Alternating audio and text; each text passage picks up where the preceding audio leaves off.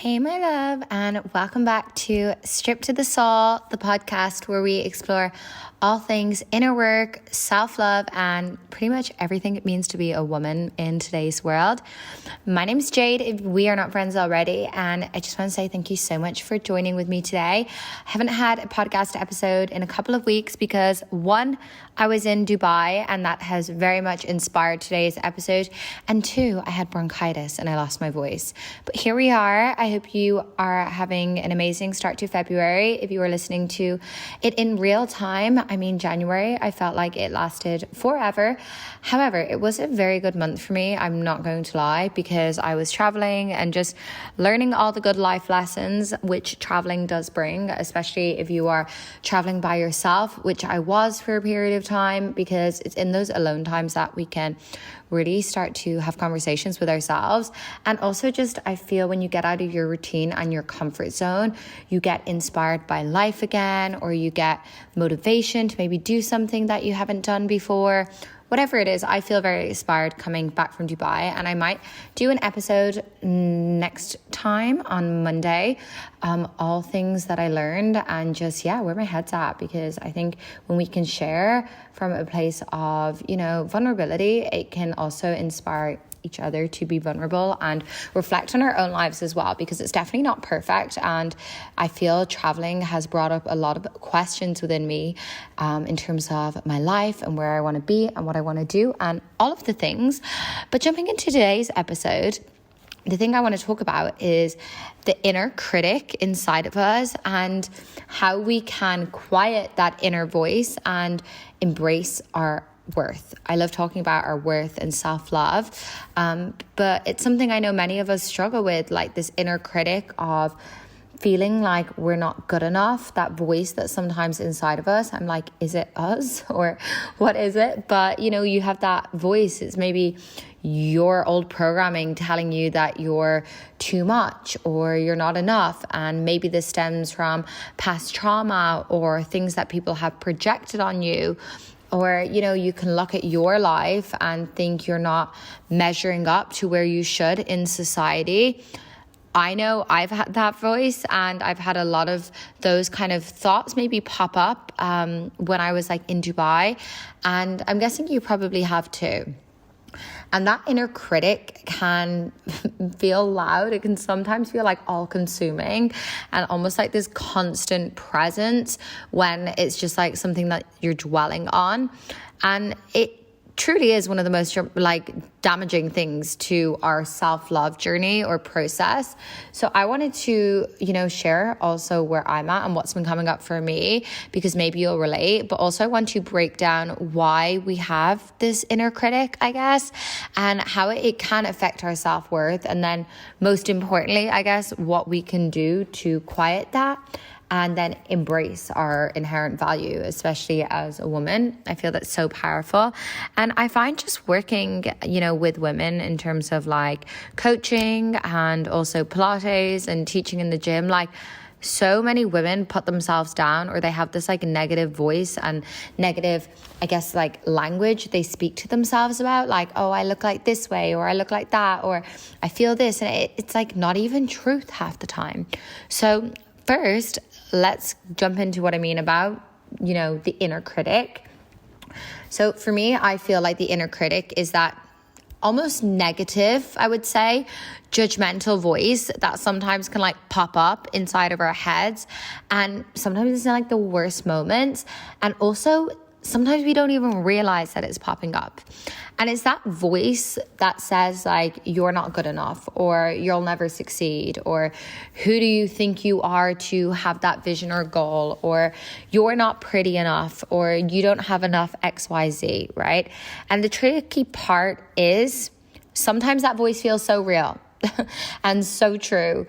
And this for me was coming up a bit in Dubai, because, in terms of the lifestyle, it's very extravagant. It's very opulent in ways. There's a lot of wealth there, and there's a lot of super beautiful women. And I guess when I started, dreaming about potentially living there or being there or what my life would be like there, I had those little questions kind of pop up in the back of my head of like, no, that's not possible for you. No, you don't have enough resources to do that. Oh, this, oh, that. And it's like, sometimes it's hard to even distinguish this like inner critic, I guess, or this inner voice from our own real truth and thoughts. I feel like it's almost sometimes an internalized version of all the criticism and doubt and negativity we've accumulated and encountered over the years, like from parents or teachers or, especially society. Like I found that anyone I was sharing, oh, I want to maybe move to Dubai. Oh, it's so expensive there. Oh, it's so this, it's so that, it's so hard, it's so this. And it's all this input that other people are putting in that then I'm somehow unconsciously telling myself, oh, it's so this, it's so that. Whereas that might not even be the truth, right? I'm just accepting that at face value or for what people say. And that might not even be the whole truth, right? It might be a reality, but it's not every reality. And the same could apply for you in terms of, say you wanted to start a business and someone says, oh, it's oversaturated, or you wanted to start a social media and it's like, no, too many people have done that. It's too hard to grow. All of this just like yap, right? And over time, this voice inside of us, like with the more people that feed it, it can grow louder and become more persistent. And then it shapes the way that we are actually going to see ourselves. And then if we believe that, it's limiting our potential. And like I said, the inner critic, it's not truth. It is truly a collection of beliefs, often based in fear or, past experiences. And I feel like this fear doesn't actually reflect our true worth or our capabilities, right? Because if I believe that fear that it wasn't possible, for me to go and live in Dubai, for example, I'm just limiting my capability. And same for you. If, you want to start dating again and, put yourself out there, but you've had trauma in terms of a past relationship and, you've got people around you telling you that men are this and men are that, or don't trust. It's like, that's when then you start to believe, and then that's going to limit what's possible for us in our future. And so when we listen to that voice, we are actually giving that power over our lives versus being empowered ourselves. And at the end of the day, we need to believe in ourselves most, right? Like, why would we create more negativity and stress for ourselves? If you actually think about it like that, why are we making our life harder when we should be the ones making our life easier? And I do wonder, why this inner critic even exists in the first place, even in my own life, because I do think, when you can go through a personal experience, you can fully understand it better. I think it comes from a survival mechanism, if I'm being honest.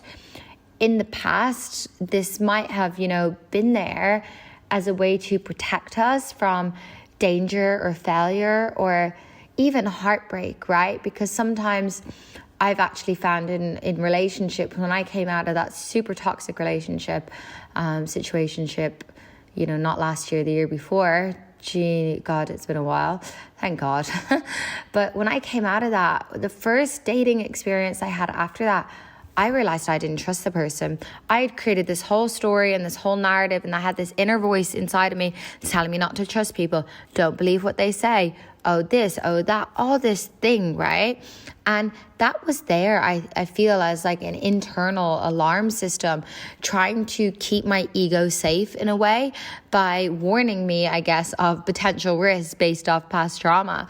And in some cases, this critic could have been, a remnant of our childhood when we learned to almost seek approval to, avoid love or avoid punishment or, gain love.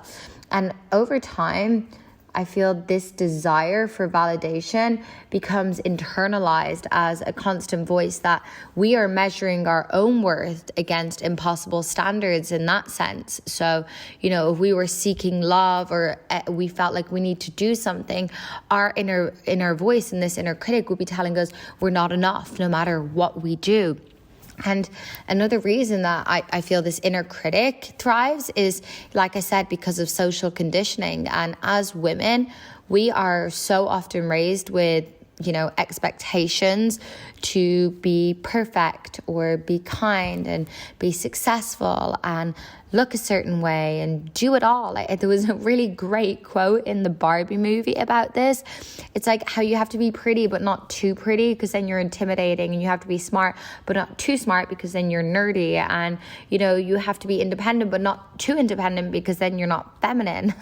And when we inevitably fall short of these because it's an unrealistic standard, the inner critic steps in to remind us of our failures. And this voice often tells us that we're not enough in some way, or even worse, we're too much, whether it's in our appearance or our accomplishments or even in our relationships. And I've had that.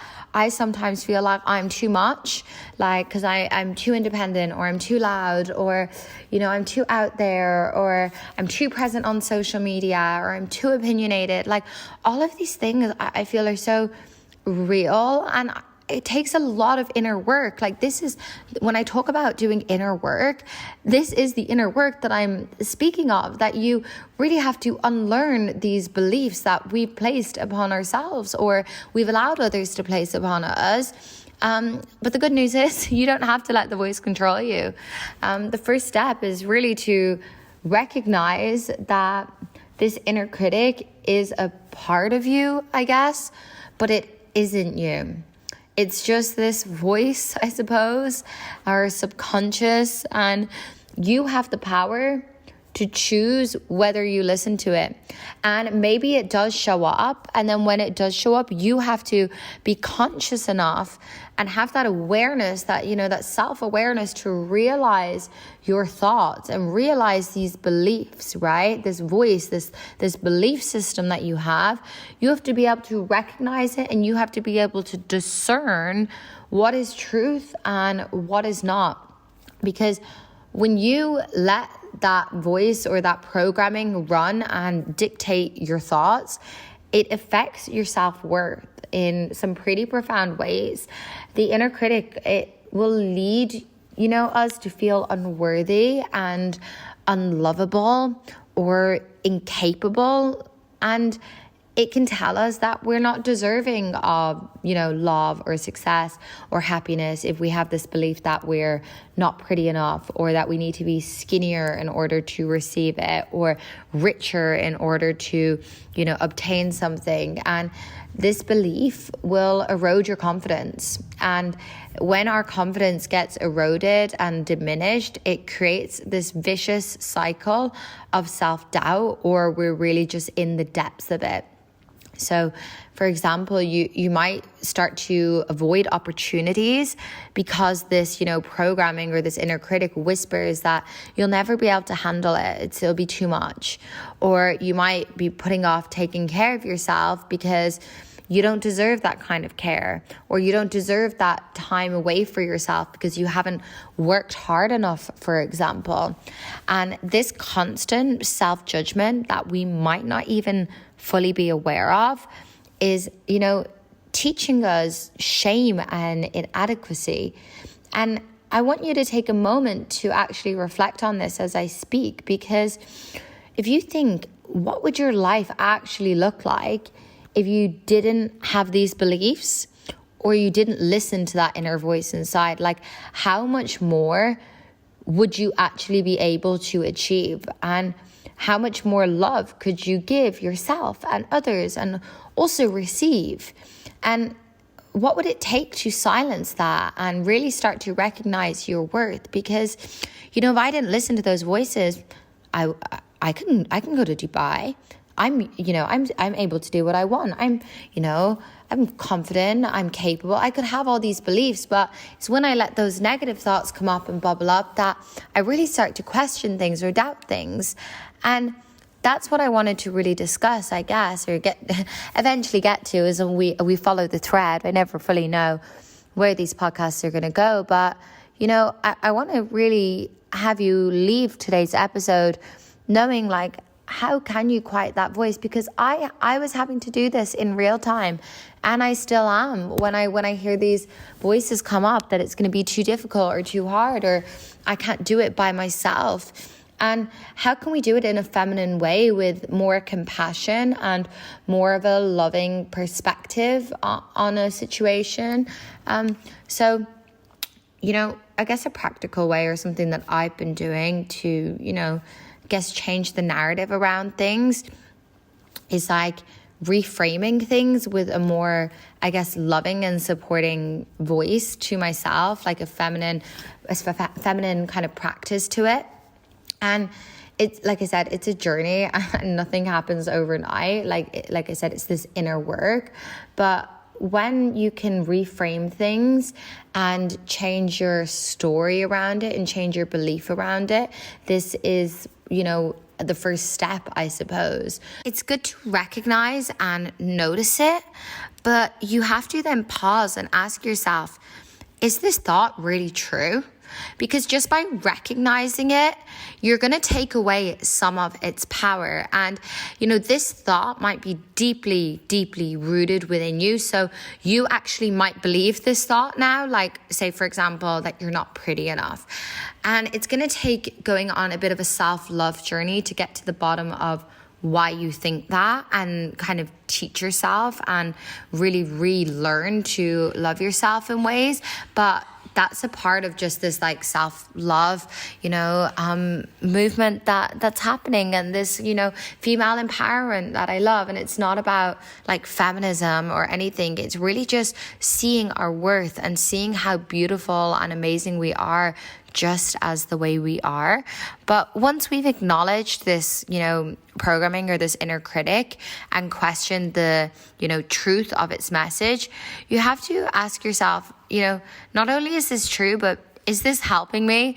Because even if you believe that it's true, ask yourself, is it helping me? Like, is this thought actually getting me anywhere? Like me thinking, for example, if I'm not pretty, if this was my belief, what is this helping me? No, it's not. It's actually causing me more stress and more grief. And like I said, we should be trying to make our lives better, not worse. Life is hard enough as it is. So we need to be doing the most for ourselves. And you can ask yourself, is this thought based in reality, or is it just a fear-based belief that I've internalized over time? So you may find that many of the things that you believe are actually not based in any grounding or truth. And one powerful way that you can combat this is with a positive affirmation. So, this self-love journey, it's not easy, but when this kind of belief or this critic tells you that you'll never be successful, you have to be the one to replace it with, I'm capable of achieving my goals, and I trust my abilities. Affirmations, I go over affirmations in my self-worth masterclass, but they are such a simple and effective tool to shift your mindset from self-doubt to self-empowerment. You can write them down. You can put them on a sticky note on your mirror. You can say them aloud, because when you say something, it's like your body can't think otherwise when you're actually voicing it. And you can repeat them to yourself in your mind, or put it as your background on your phone, as a reminder for when you need that confidence boost. So I have things like I'm successful, I'm abundant, like all these positive affirmations, right, that are combating maybe my current belief or my current reality, because I know what's possible for me. And another thing you need to do, sis, is practice self-compassion as well, because, when you feel these thoughts and then you recognize them and, you say like, whoa, wait a second, you might feel like you're berating yourself or feel bad for having these thoughts. So, in these moments, you want to have that compassion that you're speaking to yourself like you would to your best friend or like a family member that you love. You wouldn't tell your best friend ever that you're not good enough. Like, you would encourage and support her. And I had girlfriends do this for me when I felt like I was like hitting rock bottom last year, when I had lost my job and all the things. They were the ultimate hype girls, just like, you know, believing in me when I couldn't, I guess, believe in myself. And that's how you need to really, you know, talk to yourself and have that belief. And that's what I had to cultivate in those low times and in that rock bottom. I had to find that within myself to get to where I am. So do the same for yourself. It is okay to make mistakes, right? And you are worthy of love and kindness from yourself, no matter what. And whenever that inner critic, you know, shows up, you know, counter critic it with that positive belief, and really start to believe it, like, and believe that you are enough and that you are deserving of all the good things that are coming your way. Because at the end of the day, it is essential to remember that your worth is not determined by the inner critic or by external validation from, you know, social media or from what your boss thinks or whatever it is, or your family or your ex-boyfriend. Who cares? Your worth is truly, truly inherent. And like, you are enough as you are. That is it. It doesn't mean we can't strive for more. It doesn't mean we can, you know, aspire to be more beautiful or have longer hair or clearer skin or a fatter bank account. It's okay to have goals and ambitions and, you know, have things that we want to achieve, you know, when they're coming from a healthy place and a place of, you know, I love myself, so I want to have the most glowy skin possible, right? Like I said, I have a self-worth masterclass that, you know, is really helpful if you do want to master that. But the more you can master it, the more you'll come to embrace your true self and your soul and let her shine. And the beautiful thing is, when you start treating yourself with the same love and respect that you deserve, others will also do that as well. It's like you set the standard for yourself and truly become unstoppable, because you would never let someone get in your way in that sense.